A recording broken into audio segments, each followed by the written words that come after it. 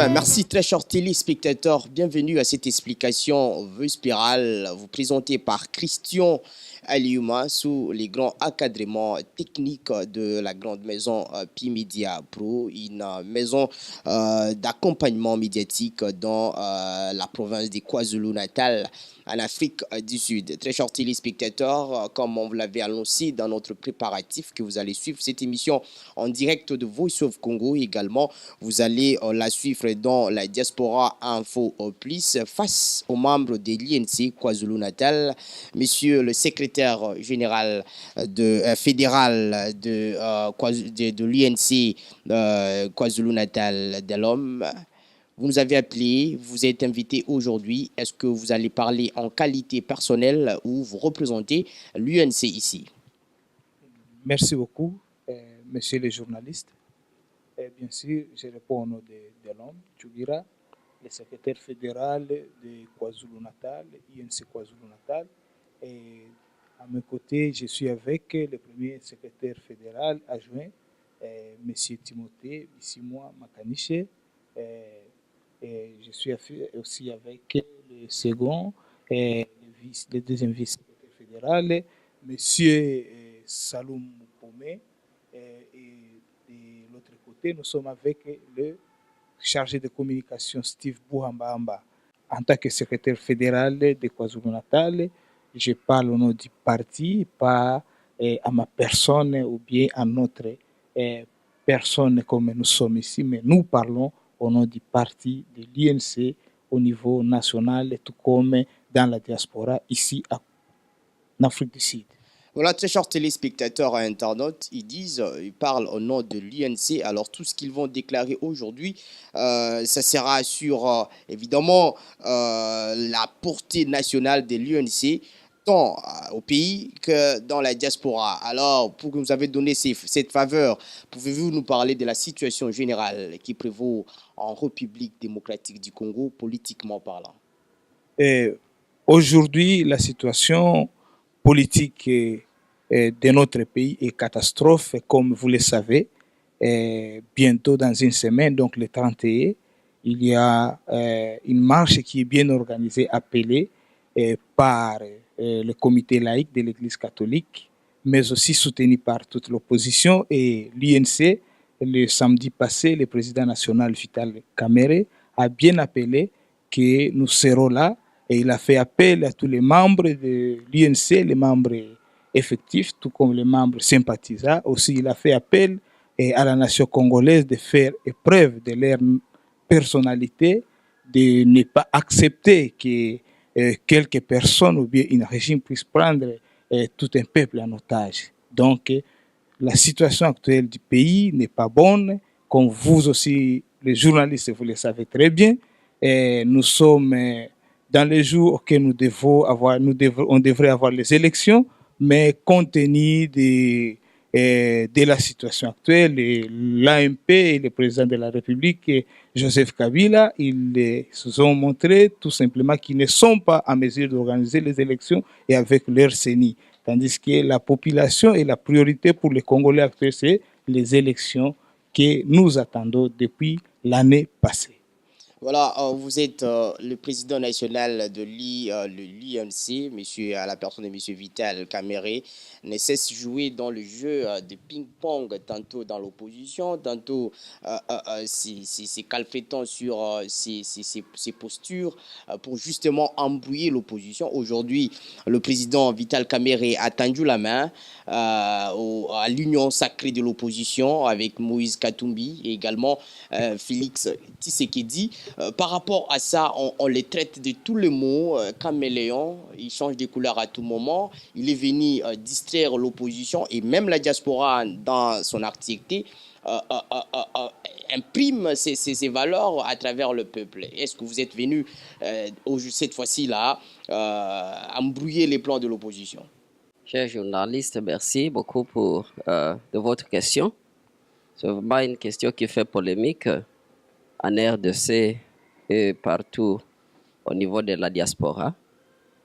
Vous avez essayé de résumer quand vous avez dit que Vital Kamerhe a s'est joint au niveau de l'opposition. Il est parti de l'opinion, amen. Il est parti de l'union sacrée de l'opposition. Je pense que vous avez répondu à la question. Quand vous parlez de Vital Kamerhe être partout, venir déstabiliser l'opposition, moi je ne dirais pas que vous êtes correct. Je pense que c'est vraiment incorrect.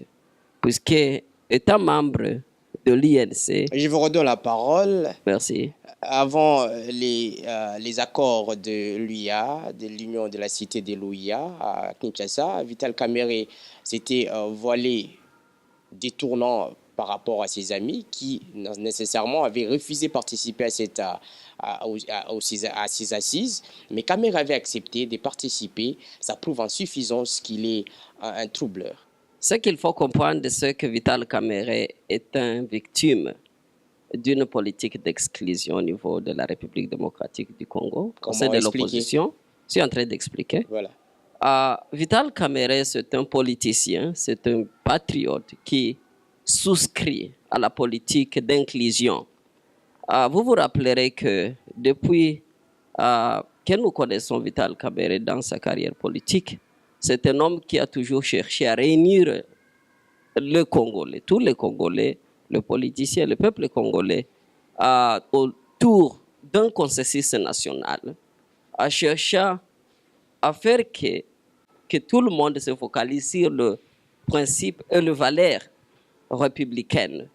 Mais les gens qui veulent exclure les autres l'appellent des caméléons, puisqu'ils connaissent que Kamerhe, c'est un homme qui n'est pas là pour hisser un individu, c'est un homme qui n'est pas là pour se hisser lui-même, mais c'est toujours un homme qui cherche là où les Congolais se rencontrent une seule personne avec une seule voix et de valeurs qui vont faire que le progrès dans notre pays soit trouvé.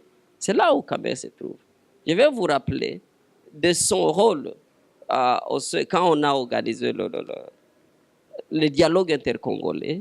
Vous connaissez comment Kamerhe a essayé d'apporter tous les Congolais autour de même consensus, d'un seul consensus au Sun City. Même avec la conférence de paix à Goma, vous connaissez, c'est Vital Kamerhe qui a toujours été le moteur. Aujourd'hui, en 2011... Et c'est toujours Vital Kamerhe qui a écrit « Pourquoi j'ai choisi Kabila ». Oui, ça c'est... Kamerhe a déjà dit qu'il a montré qu'il n'était pas content de ce qui se passait, puisque quand il a écrit à propos de Kabila, c'est un homme qui savait Kabila, il était en bonne relation avec Kabila. Kabila, c'est un homme qui écoutait. Mais après, comme tout homme peut changer, Kabila a changé et Kamerhe a dit non. Moi, je ne souscris plus. Non, un homme ne peut pas toujours supporter le mal. Quand vous agissez, quand vous faites les biens, on vous supporte. Quand vous faites le mal, un homme intègre comme Kamerhe dit non, moi je ne suis plus là. Mais quand vous faites les bons, Kamerhe est là. C'est pourquoi tout celui qui cherche à promouvoir les Congo, Kamerhe les soutiendra. Et si Kamerhe ne te soutient pas dans ta politique d'exclusion, tu l'appelleras toujours des caméléons. Pour nous, ce n'est pas un problème. Voilà, très chers téléspectateurs, pour eux, ce n'est pas un problème. C'est quelqu'un qui veut hisser la population dans son activité, pas seulement de son parti politique. Je vais me retourner à côté face aux membres de l'UNC pour une autre petite question qui fait la une de l'actualité et surtout dans la politique congolaise. C'est la loi électorale qui réduit au seuil d'1% au niveau de voix nationale. Le Parlement congolais a adopté cette loi. Que dit l'UNC, Diaspora KwaZulu-Natal, par rapport à cette situation? Bien sûr, cette loi électorale qui a été votée au niveau du Parlement, vous savez, et les Congolais connaissent très bien ce qui s'est passé. L'INC n'est pas d'accord avec cette loi.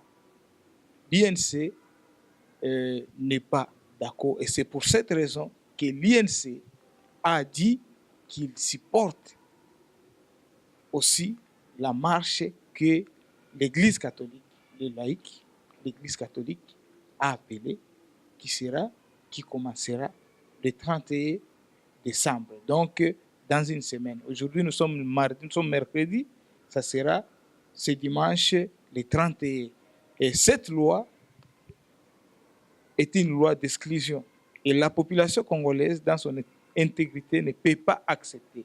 Ou bien même les partis politiques qui existent. Mais le problème en est qu'il y a trop de partis politiques au Congo, même qui se joignent dans l'opposition et qui ne sont pas de l'opposition. Ce sont des partis qui viennent tout simplement troubler la situation. De notre côté, C'est-à-dire qu'il faut marginaliser ce au parti niveau politique. d'Urban, de KwaZulu-Natal, nous disons sinon à cette loi électorale. Et nous appelons la population congolaise et la diaspora à barrer la route à tous ces gens qui ont voté cette loi.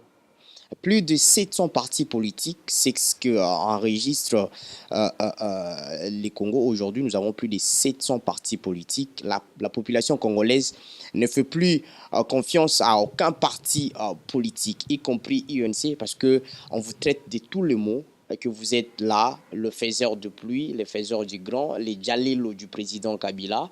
Qu'est-ce que vous dites par rapport à ça? Pour nous dire que la population congolaise ne nous fait plus confiance ou bien ne fait plus confiance à l'INC et à son président Vital Kamerhe. Moi, je ne suis pas d'accord avec ça. La population a accepté. Et une chose, la population a démontré combien de fois ils ont confiance à l'INC et à son président. Je vais vous informer que l'INC est la partie politique émergente de la République démocratique du Congo. Jusqu'aujourd'hui, Vital Kamerhe reste modèle de la jeunesse et politicien de la République démocratique du Congo. L'INC est là et il va travailler. Et comme le président, Kabila vient de résister et comme l'opposition vient de se mettre ensemble, vous allez constater la force de l'INC. Et ce que je voudrais tout simplement vous dire, pour dire que la population ne fait plus confiance à l'INC. L'INC a enregistré déjà, il a déjà enregistré plus de 3 millions de membres dans la ville, dans la capitale de Kinshasa. Dans le mois de juin. D'une manière formelle, d'une manière pratique? Non, d'une manière formelle, avec les cartes des membres.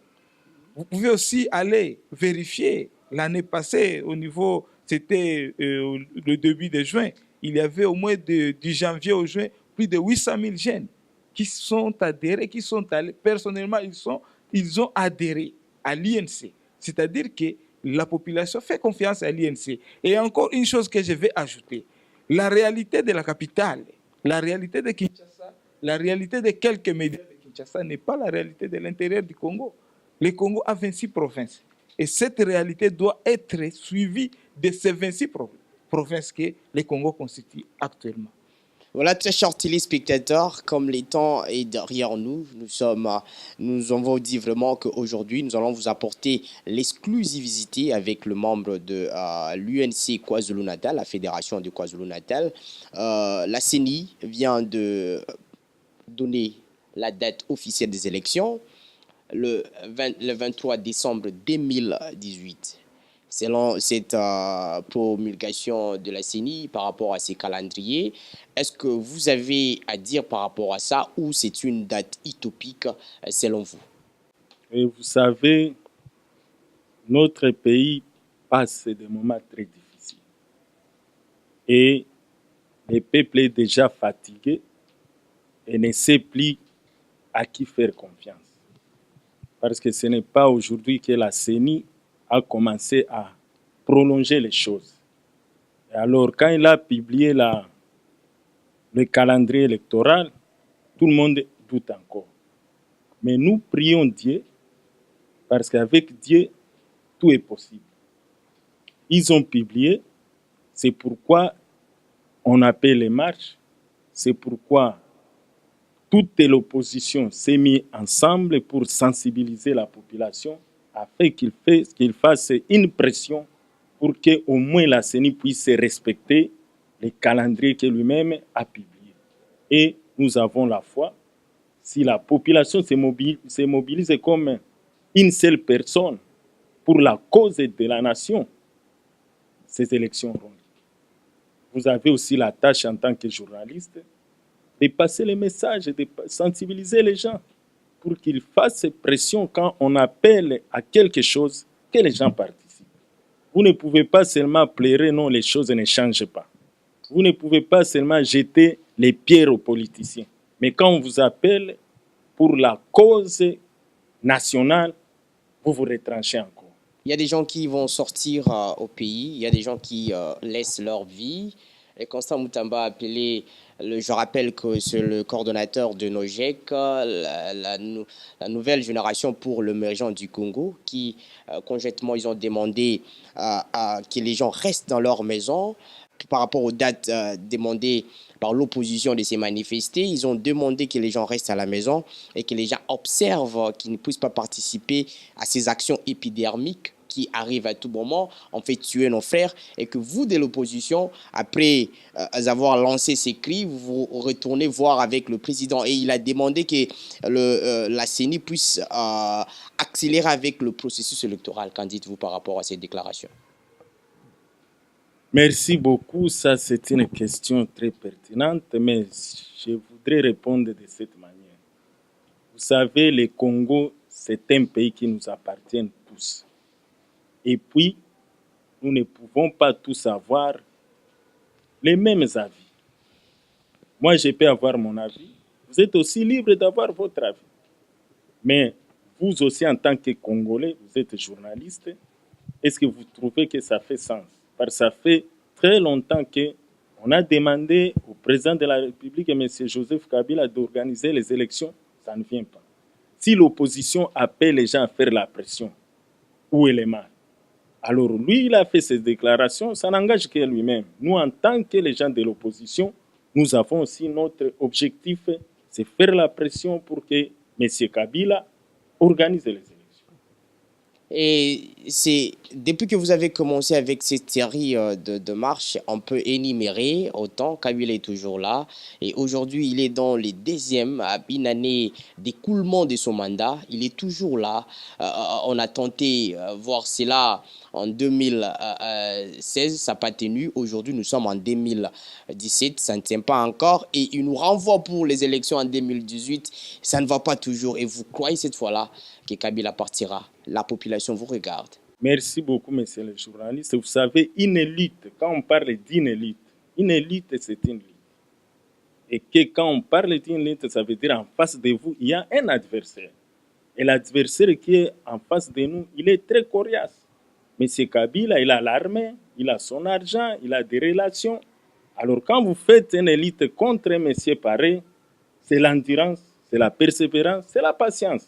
Vous savez, il n'y a pas quelque chose qui arrive sans sacrifice. Le sacrifice, c'est ça, on ne peut pas s'échapper. Les gens mourront, nous regrettons, mais c'est comme ça. Si vous vous rappelez de la Révolution française, la Révolution américaine, il y avait des sacrifices. Mais enfin, le peuple finira par vaincre. Voilà, enfin, le peuple finira par vaincre. Voilà ce que dit les deuxièmes secrétaires de l'UNC section KwaZulu-Natal qui demandent la population à sortir pour la libération de la République. Ils pensent que le pays est pris en otage et que voilà, c'est le moment de la libération. Nous nous acheminons lentement, sûrement vers la fin de cette explication. Mais avant de terminer, on doit savoir comment fonctionne l'UNC KwaZulu-Natal, comment les gens adhèrent, quelles sont les modalités. On va peut-être que les gens auront le besoin d'adhérer massivement à ces structures qui s'organisent, qui se voient aussi organisatrices. Qu'est-ce que vous dites par rapport à ça? Je vais vous dire que l'INC KwaZulu-Natal fonctionne très bien. L'INC KwaZulu-Natal est bien organisé et c'est pour cette raison que vous nous voyez. Vous pouvez nous trouver partout où vous voulez. Ici, dans la province de KwaZulu-Natal, nous sommes ici, je suis le secrétaire fédéral, Dr Timothée, et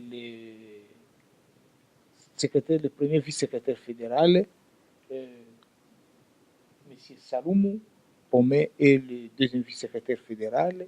Et de l'autre côté, nous sommes avec le chargé de communication, M. Steve Wambamba. Et notre comité est bien organisé. Nous avons la Ligue des femmes, la Ligue des jeunes qui n'est pas bien sûr représentée ici. Nous sommes délégués, mais nous sont bien organisés. La Ligue des femmes est dirigée par Wilhelmine, et la jeunesse dirigée par Yannick Ngoyi. Et notre comité, celui qui est chargé de la sécurité, c'est le grand Adolphe. Nous avons celui qui est chargé et qui est le caissier chargé de la trésorerie, qui est M. Waissé, Daniel. Et nous sommes très bien organisés. Voilà, et dans la province, bientôt nous aurons des sections. Il y a 4 sections qu'on va ouvrir ici. L'année prochaine, à Pietermaritzburg, à Lady Smith. Aussi, nous avons déjà notre sectionnaire qui se trouve à Richard Bay. À KwaZulu-Natal, dans la province de KwaZulu-Natal, l'INC est très bien organisé. Et pour l'année prochaine, les activités vont bien suivre selon le programme, le plan que nous avons pour l'année 2018. Monsieur le secrétaire, pouvez-vous nous dire, pouvez-vous donner à tous ceux-là qui suivent cette émission la chance de savoir comment les conditions d'adhésion, pour ceux-là qui veulent se joindre à vous, qu'est-ce qu'ils doivent faire, qui ils peuvent contacter, comment justement? Notre parti est ouvert à toute catégorie de membres. Nous avons les membres fondateurs qui, vous savez, le membre fondateur, c'est M. Vital Kamere, le docteur Vital Kamere. Et il y a les autres qui sont compagnons de l'IT avec qui ils ont œuvré pour fonder ce parti. Mais aussi, on a des membres effectifs du parti aussi. Et vous êtes les bienvenus de remplir notre formulaire. Nous avons un formulaire ici que vous pouvez remplir. Je ne sais pas si vous pouvez chercher ça. Merci beaucoup. Nous avons un formulaire ici pour le parti. Vous pouvez venir remplir ça. Et puis, vous allez devenir membre de l'INC, puisque l'INC est un parti de peuple. Carte de membre une fois adhéré. Oui, une fois adhéré, vous aurez votre carte de membre. Bien sûr, vous serez à mesure. Portera une signature locale de la fédération ou du national. Nos cartes viennent de Kinshasa. C'est-à-dire que ça n'aura pas de signature locale, ça sera de signature nationale. Et puis, mais quand même, vous serez à mesure, vous serez obligé de payer pour la carte, mais aussi en étant membre de l'INC. C'est à combien? En étant membre, pardon, d'ailleurs, nous allons, jusqu'à présent, on ne demande que 100 rand pour adhérer à l'INC, mais ça dépend aussi des catégories de membres. Il y a des gens qui payent jusqu'à $100 pour adhérer à l'INC. Ce que je suis en train de dire, comme membre de l'INC, vous avez l'obligation de payer un frais mensuel, un frais annuel pour être membre de l'INC. Mais tout le monde est bienvenu. On n'est pas en train de discriminer personne sur base de leurs moyens financiers, puisque toutes les classes sociales sont les bienvenues au sein de l'INC. Voilà, merci très chers téléspectateurs, vous tous que nous suivez à travers la diaspora Infoplis, également Voice of Congo. Je pense à celui qu'on appelle François. Partout vous nous suivez depuis Londres, un petit salam à vous. Nous en remercions à la grande équipe technique P-Media Pro. Nous sommes à la fin de cette émission, mais avant de clôturer, compléter, boucler complètement cette émission, laissez-moi donner la parole aux membres de l'UNC de nous dire leurs derniers mots par rapport à cette émission. Avant que je donne les derniers mots de l'UNC KwaZulu-Natal, je voudrais d'abord préciser une chose. Parce que nous avons parlé, vous avez posé la question concernant la loi électorale qui a été adoptée par le Parlement. Et une chose que vous devez savoir concernant cette loi, c'est une loi qui est exclusive, comme le président l'a dit. Comment pouvez-vous exiger à quelqu'un d'avoir 1% de la population, ou disons des voix nationaux, pour que vous puissiez être député? Ça exclut automatiquement quelqu'un qui veut être indépendant, parce qu'il ne va pas se présenter aux urnes nationales. Ça favorise vous, UNC? Nous voulons que tout le monde participe. C'est pour cela que quand on parle de Kamere, quand on dit Kagame est Camelot, les gens ne le comprennent pas. Parce qu'ils veulent que tout le monde participe. Et quand nous disons que nous allons marcher le dimanche prochain, c'est parce que nous voulons que tout le monde participe. Nous voulons que tous les Congolais soient représentés. Nous ne voulons pas que seulement ceux qui ont des moyens soient représentés. Nous ne voulons pas exclure nos gens. Nous sommes tous des Congolais et nous voulons que tous les Congolais participent aux activités politiques de notre pays. C'est dans ce cadre-là que l'UNC évolue. Clôturons. En clôturant, nous voulons tout simplement dire que l'UNC est ouvert à tout le monde, à tous les Congolais. Et nous n'avons pas un parti qui est vraiment représentatif comme l'UNC. L'UNC, c'est un parti vraiment représentatif. Vous allez dans tous les coins du pays, vous allez trouver l'UNC là-bas. Dans toutes les provinces du pays, dans tous les 26 provinces du pays, vous allez trouver l'UNC là. Mais il y a des partis qui ne sont que dans des proches des gens, d'autres qui sont seulement à Kinshasa, et d'autres qui sont dans seulement certaines provinces. Alors, l'UNC est ouvert à tout le monde, et nous avons un président qui a une vision et qui veut que le pays soit ranimé, que le pays quitte la situation de chaos dans laquelle il est. En tout cas, nous disons la bienvenue, nous invitons tous les Congolais à venir adhérer à l'UNC.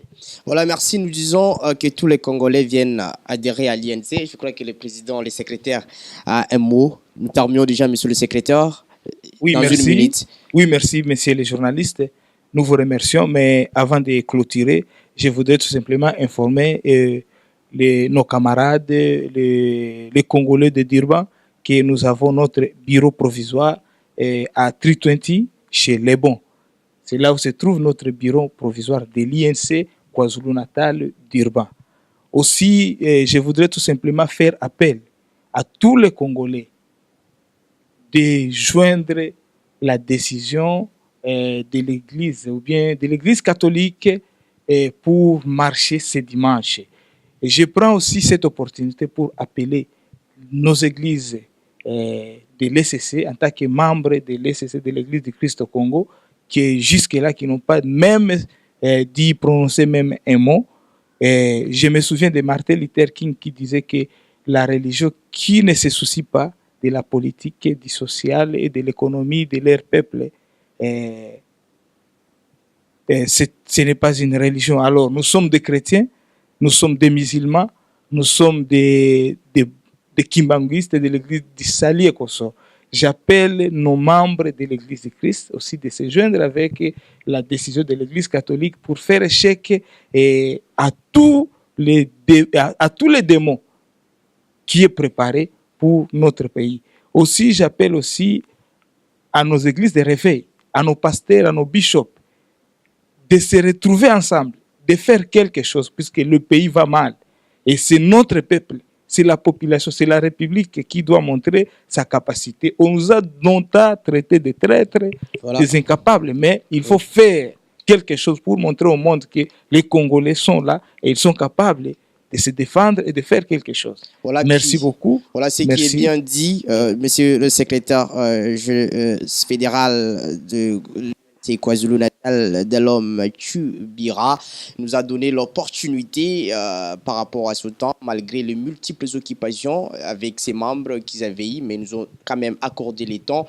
C'était pour nous un plaisir de leur savoir. Nous disons donc merci à la grande maison Pi Media Pro pour l'encadrement technique. Moi, c'est le vôtre Christian Aliouma qui vous convie donc à rester branché sur Voice of Congo et également Diaspora Info Plus qui émet depuis la ville de Pretoria. Merci et à la prochaine.